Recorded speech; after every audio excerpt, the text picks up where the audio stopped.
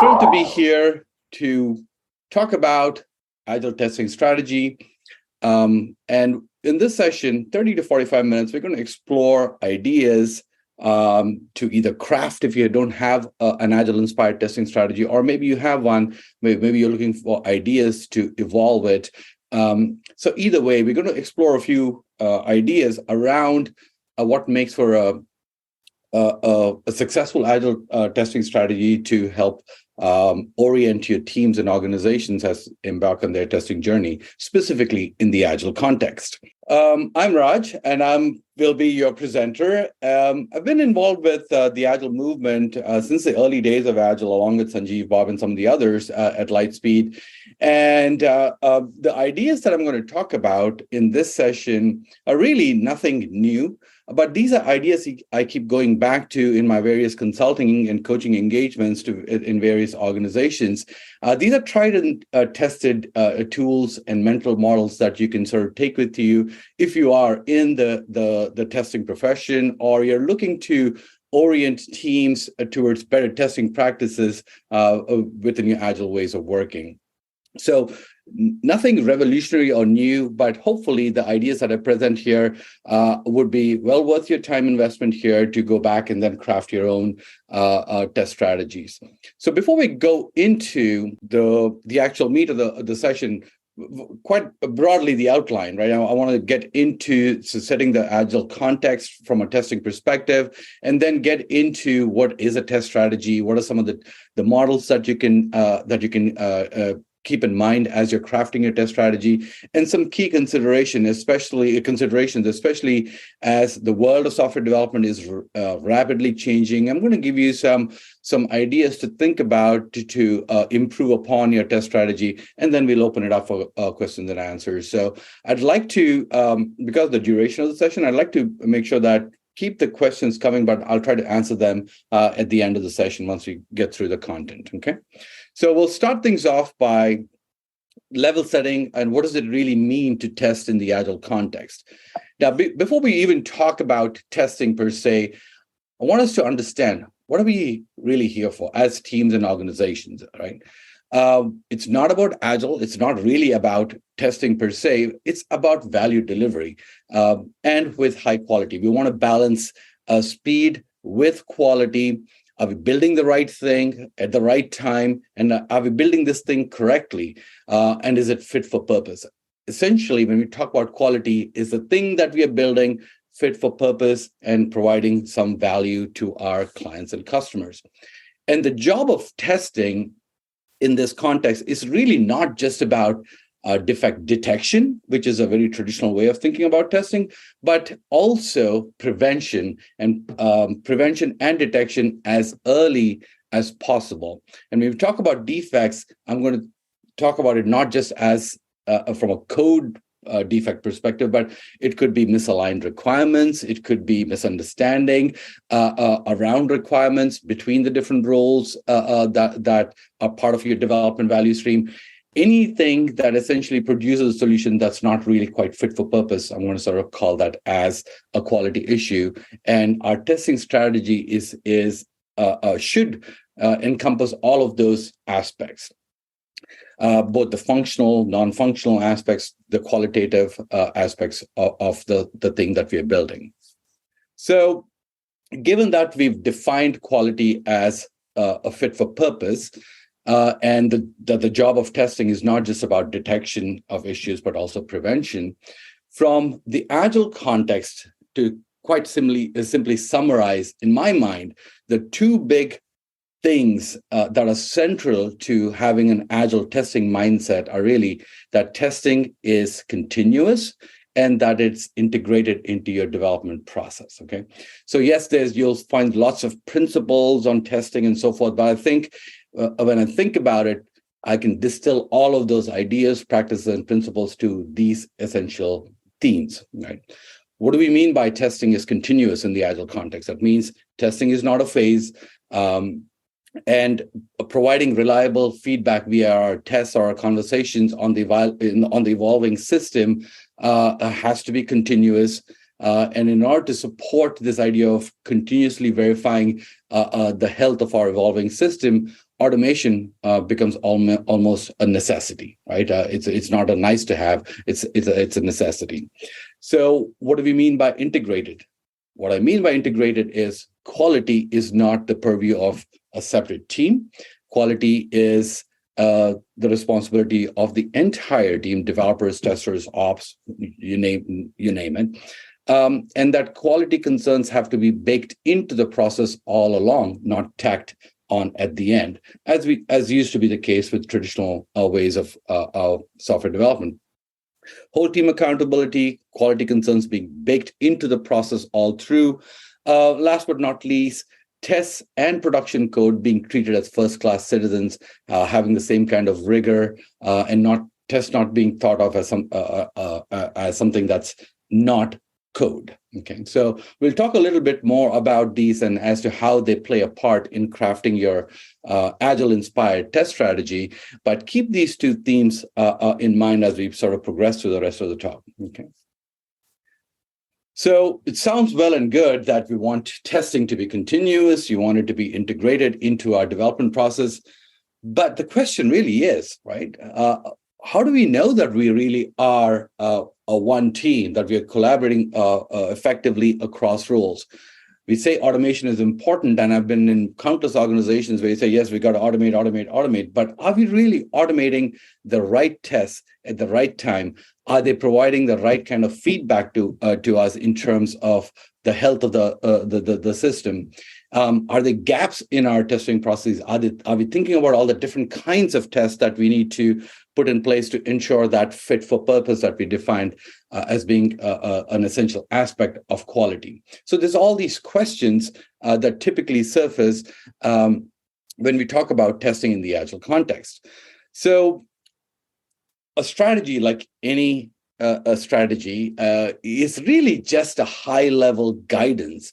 Now, when we talk about a test strategy, an Agile-inspired test strategy, it's high-level guidance about how testing ought to be done within your Agile ways of working, right?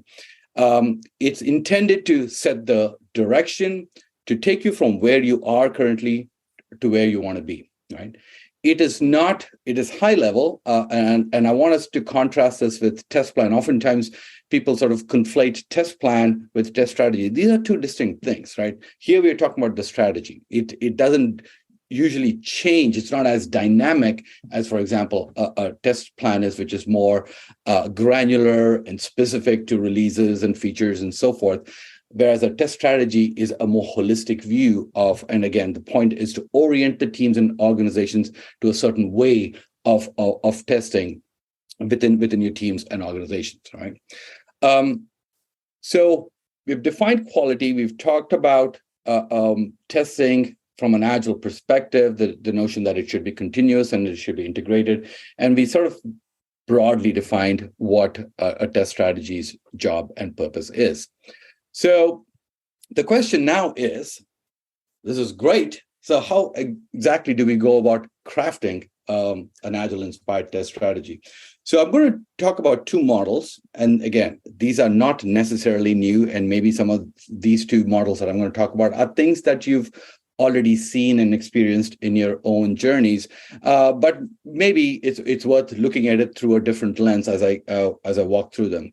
The first one I want to introduce the group to is Brian Merrick's Agile testing quadrants. So this is not a new idea. What Brian Merrick has done when he sort of described the Agile testing quadrants is he helped us sort of provided a way to look at all of our different testing activities holistically and to help visualize all of the different, the common types of testing activities according to their purpose. And he did that across two dimensions, okay? One dimension is whether the tests have a technical orientation, are technology facing, or are they business oriented, right? So that's one dimension. And the other dimension is whether these testing, common test types and activities are used to guide and support the team while it's developing the thing that we're building, or are these activities that are putting the system to test, critiquing the product, right? So these are the two dimensions through which all of the different kinds of testing activities that we typically embark upon can be neatly sort of slotted into these two dimensions.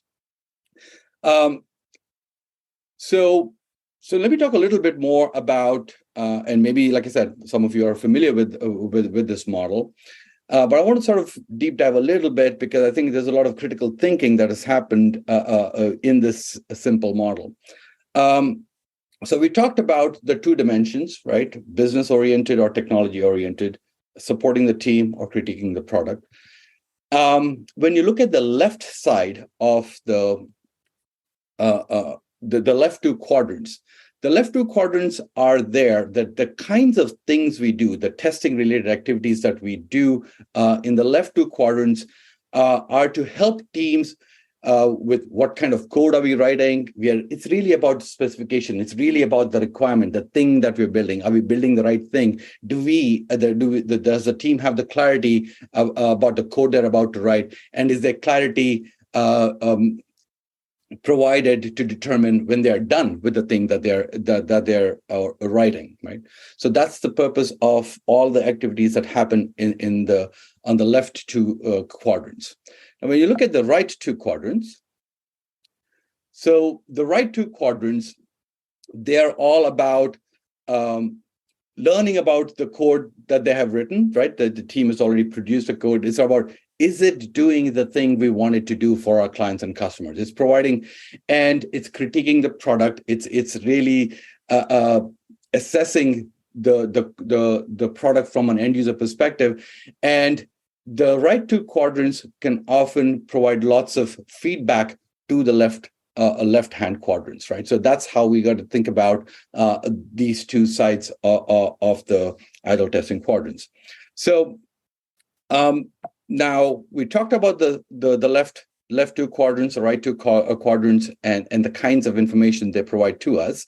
The top quadrants are all about, this is a familiar language for those of us who are in the testing arena, black box tests. These are tests written from an end user perspective. They are user journeys, they're customer flows. They are black box tests that are validating the correctness of the system from an end user perspective, customer-centric focused activities. And then the bottom two quadrants are all the kinds of tests that are more technology-centric. They are written in a manner that's probably not obviously readable by our business partners and such. These are the white box tests. So they are really testing the inner workings of the code that we are building.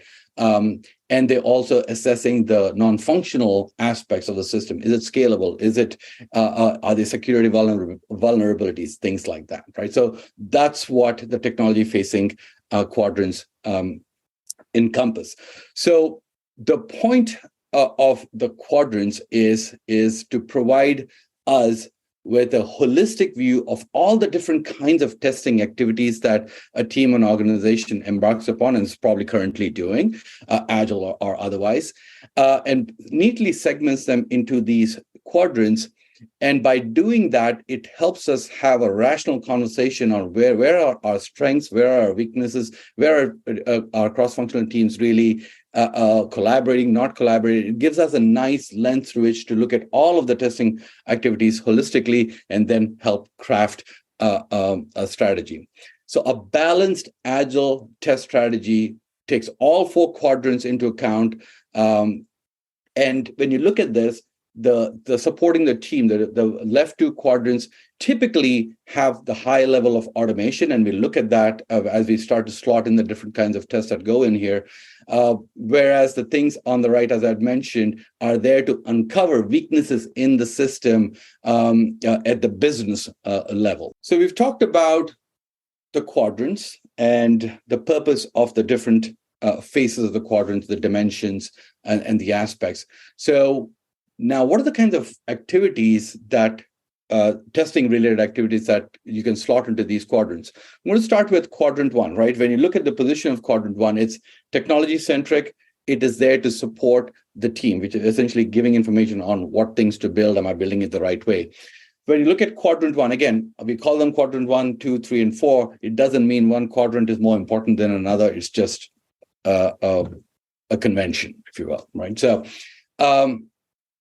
quadrant one is where your unit level, the lowest level kinds of tests reside: unit tests, static code analysis, to test talking to one another, or component tests.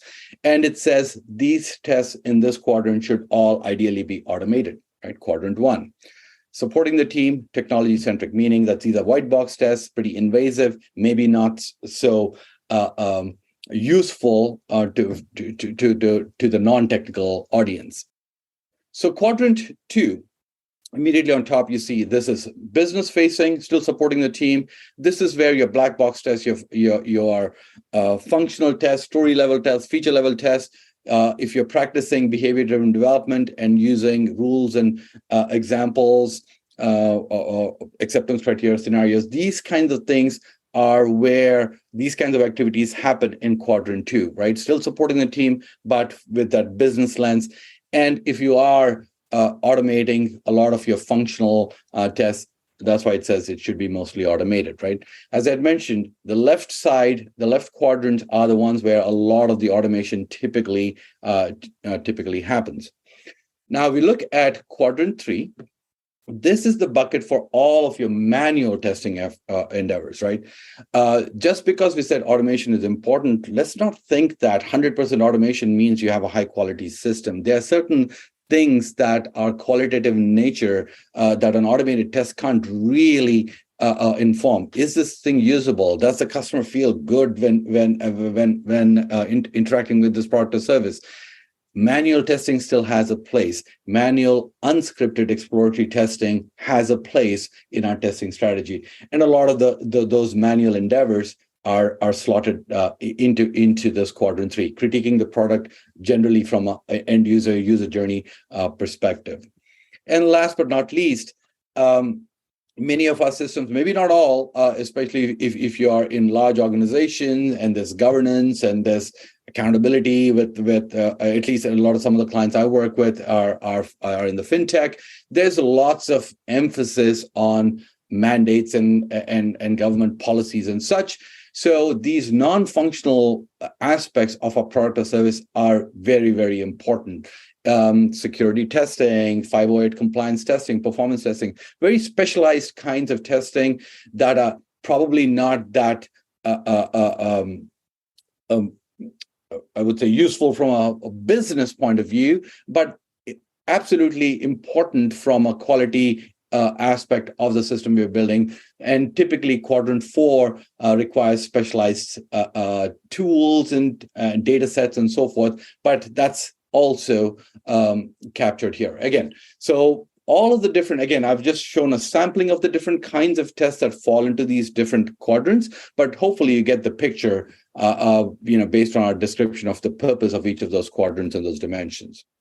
So now that we've done this, what you could also use the quadrants for is to start to say, okay, we've talked about the different dimensions, we've talked about the different kinds of tests, but who's actually authoring and playing in these different quadrants? And what's the cadence of feedback that we're getting from all of these different kinds of testing activities? Note that you can start to have that conversation using the lens of the Agile quadrants. For example, here, typically, quadrant one, when do you do it? It should be all the time. Unit tests give you the fastest feedback. They are the closest to when the code is being written. Who does it?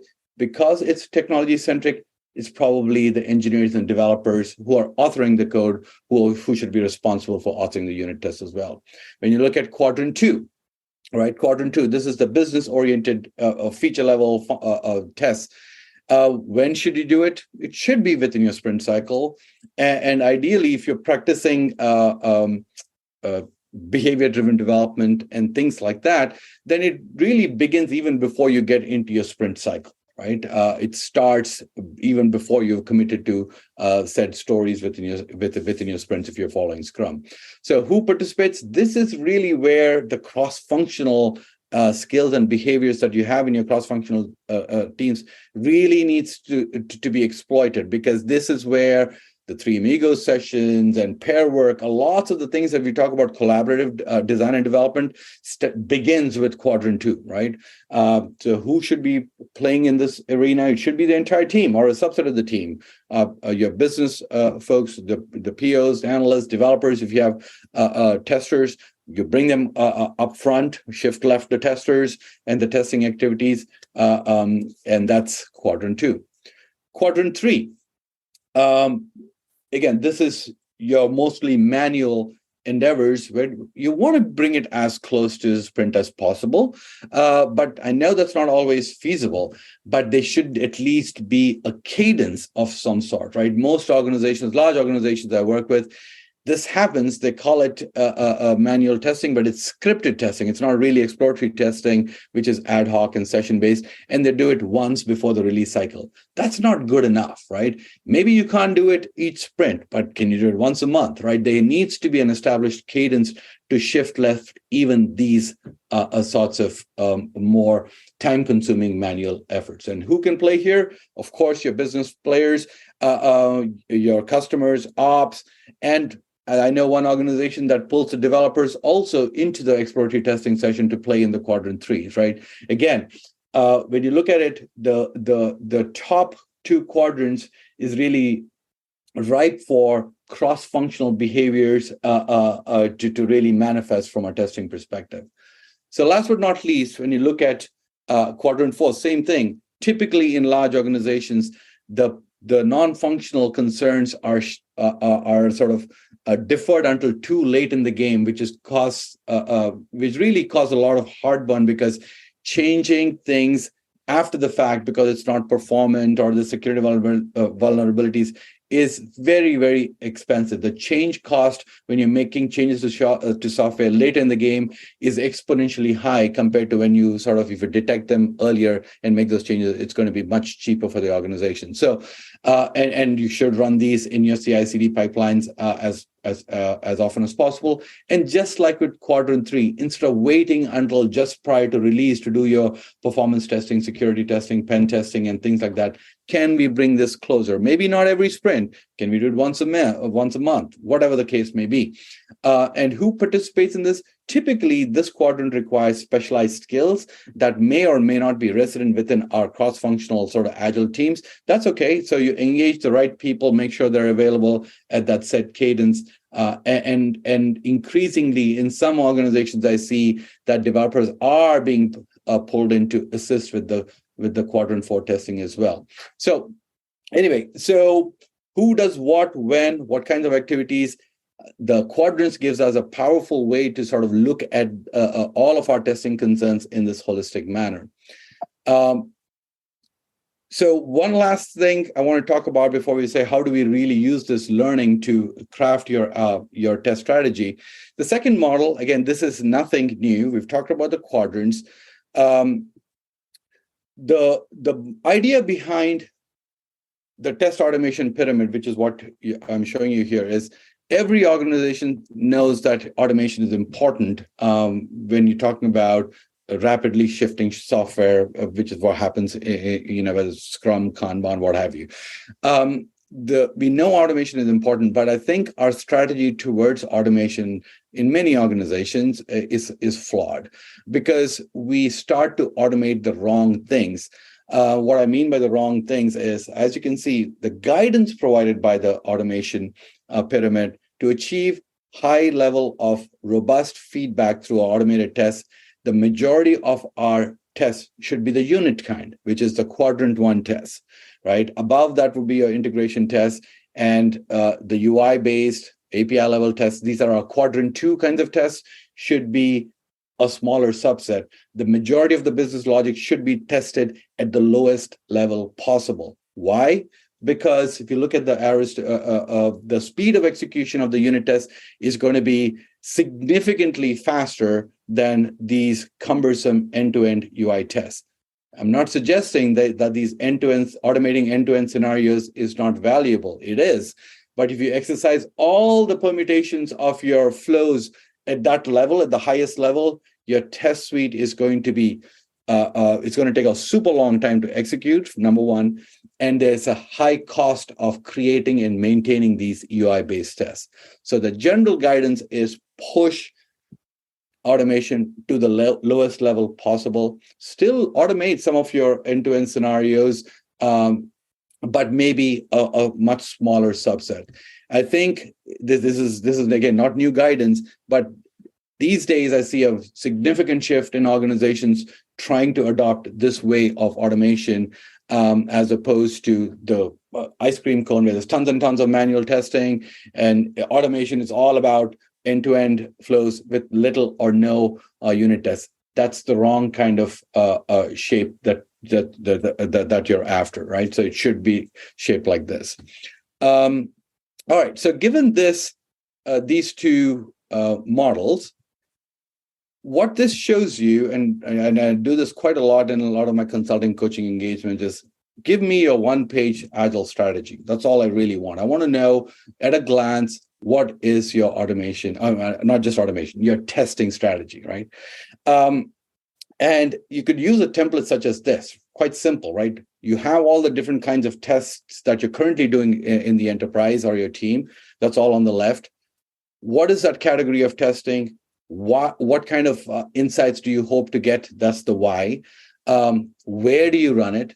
When do you run it? What is the cadence? What is the strategy for executing? What kind of tools are you using? And who's playing in that particular arena, right? Who's collaborating? Who's authoring? Who's running? Who's executing? And last but not least, what kind of coverage do you expect to get from each of these different kinds of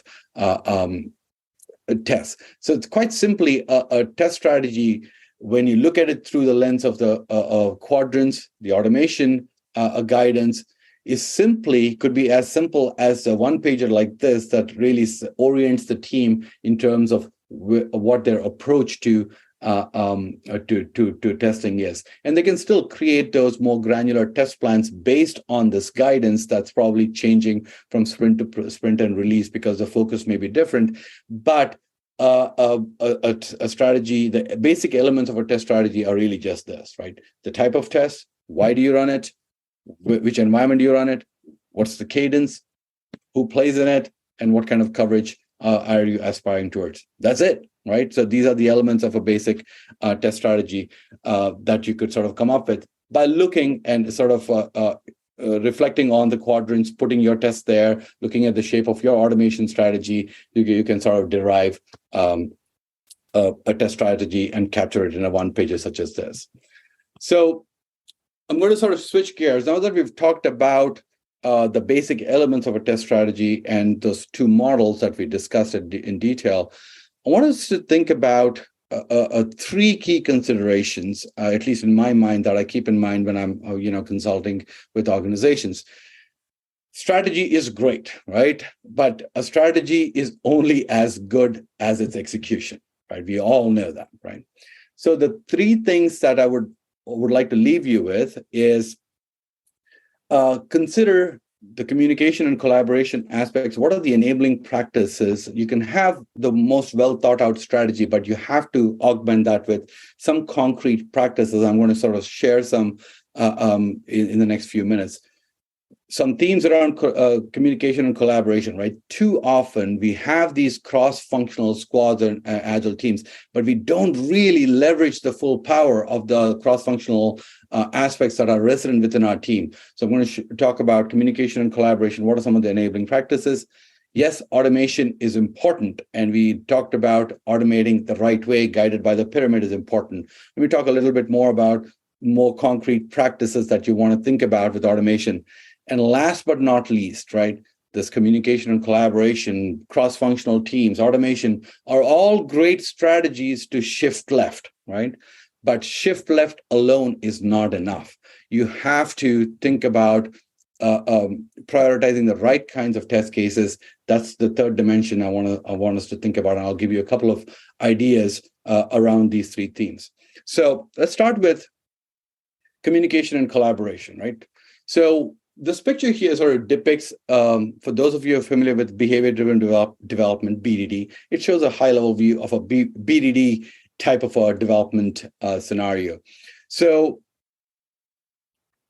too often people confuse BDD with just about automation. Nothing could be further from the truth, right? BDD ultimately is about better requirements elicitation to try to make sure that the people building it, the people testing it, the people who derive value from it are all on the same page in terms of what that story or feature is, right? So one popular collaboration pattern, whether you're going to be automating using Cucumber, Karate, or whatever flavor of the month tool, the essential practice of BDD is ensuring a shared understanding among multiple perspectives, right? So start there, right? Even if you don't have automation, start with that, ensuring that shared perspective with the Three Amigos pattern before you're starting to pull stories into your sprints, and make sure there's unambiguous understanding of the boundaries of the story and what done means for those stories. Now, the second aspect, and thanks to some thought leaders in the space, again, this sort of builds upon the BDD idea. It's called the TAT sync, right? Test automation tactics sync. John Ferguson Smart, who you can look him up. He dabbles in BDD and ideas around making those collaborative aspects better. So I liked what he had shared recently and a few weeks ago, and I incorporated that. Is that it's great that you have your Three Amigos and sessions and so forth, but why is our automation still kind of sucking? It's because we don't necessarily, there's too much duplication of the kinds of tests that developers are writing. There's our test automation engineers are waiting for developers to provide certain hooks so that they can do the functional test automation. So the test automation tactics sync is right after your Three Amigos session, before you're actually going to, once you've captured your acceptance criteria and so forth. It's essentially the developer and tester pairing up and say, hey, which of these things are you going to test at the unit level? Which of these am I going to test at the functional level? And if you don't have a test automation engineer, you're also discussing who's going to do some of the Quadrant 2 tests and so forth, right? It's really gaining alignment on the automation strategy, given that you have the shared understanding on the boundaries of the story. That's the test automation tactics thing. Again, simple ideas to foster collaboration and share understanding. And of course, if you are using the BDD paradigm, you're guiding the development via these tests. Developers can assist with automating not just the Quadrant 1 unit test, but also with Quadrant 2 tests. This is something I see large organizations say, developers keep saying, that's not my concern. I'm only playing in the Quadrant 1, the unit test. Well, unfortunately, that's not enough, right? We need some level of that Quadrant 2 focus with automation. Maybe they can help with that. And then last but not least, the investigative testing, exploratory testing, usability testing, start to do that often and engage this cross-functional skills that are resident within the team to do the sort of investigative testing.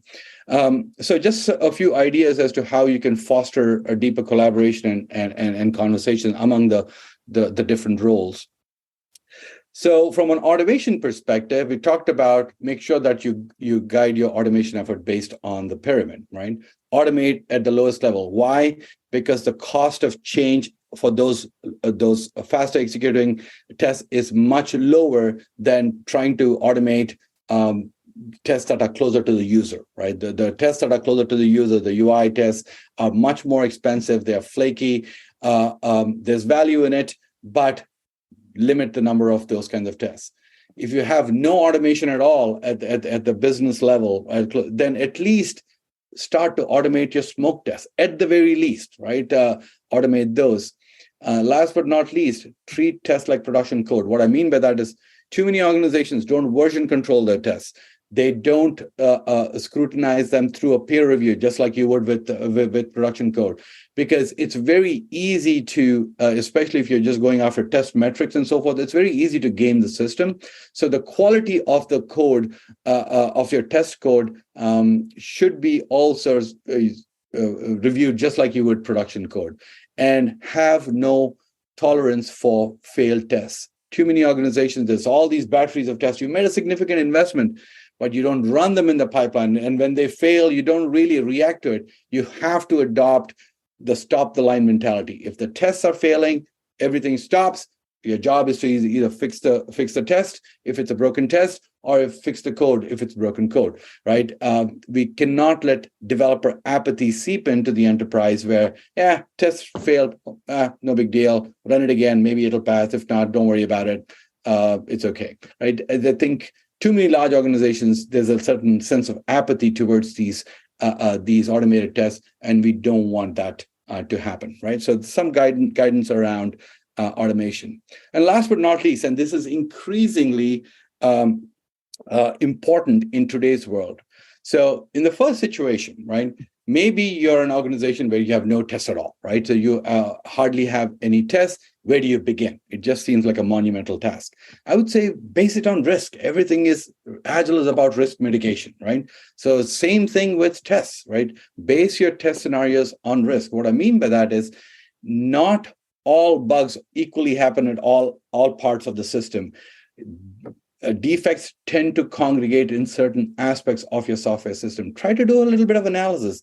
Which modules or services are the ones that, if they go down or don't work, are catastrophic to the enterprise? Start to catalog them. And then also take a look at code churn. What I mean by that is how frequently are certain modules being touched? So what you do is, once you do that sort of analysis, you can say, you know what, the things that are being touched often by the developers and things that, if they fail, have a higher risk profile, well, guess what? Your testing efforts should all be around that, whether it's quadrant 3, quadrant 4, quadrant 1, quadrant 2, it doesn't matter. Your testing efforts should be focused on that segment and not here, right? So, and this kind of analysis is important, because if you just say, hey, I want automation to be 90%, well, I can automate all the wrong things. That's not very valuable, right? If you want to mitigate risk and improve quality, you have to do this kind of risk-based approach to your testing efforts, especially if you don't have lots of automation in place. The other extreme, and you see this a lot more, and I'm eager to actually try this in my current engagement. Over the past 3 years, we've made a significant effort in automating the right kinds of tests and so forth. But the problem we find ourselves, and many organizations do, including like Microsoft has done a lot of work in this test and impact analysis. Google has too. But what you see is there's lots of tests, automated tests that are providing useful feedback to the teams. It's just that there's so many of them, and it takes so long that we are starting to not run them as often. Essentially, we've shifted left with automation, but because of the sheer time it takes to execute all of them, we're starting to defer running those tests because it just takes too long. Well, what test impact analysis does is says, you know what, maybe we don't need to run all of them.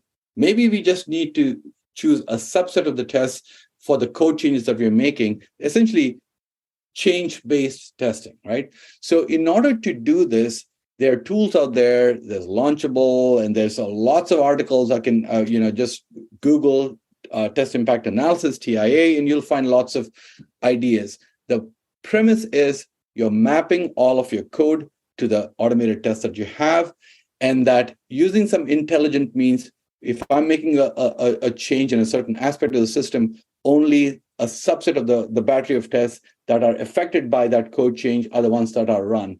And by doing this, you're shifting left your test execution cycle, but you're really running a subset of this, right? When might this be applicable? I know in many of the organizations that I work with, we cannot run all of them because they take so long. So essentially, we are delaying the feedback we're getting. But if you use a test impact analysis, and if you had an intelligent way to map the tests with the code, then based on the code changes, only a subset of the tests are run. And we could do this on every pull request, perhaps, or we could intelligently pull a subset of our end-to-end tests, which are typically very slow running tests, and say, this change really doesn't only affects the shopping cart, and we'll only run those tests, and so on and so forth. So that's yet another approach to make sure that we speed up our feedback cycles, which in turn is going to help with our time to value.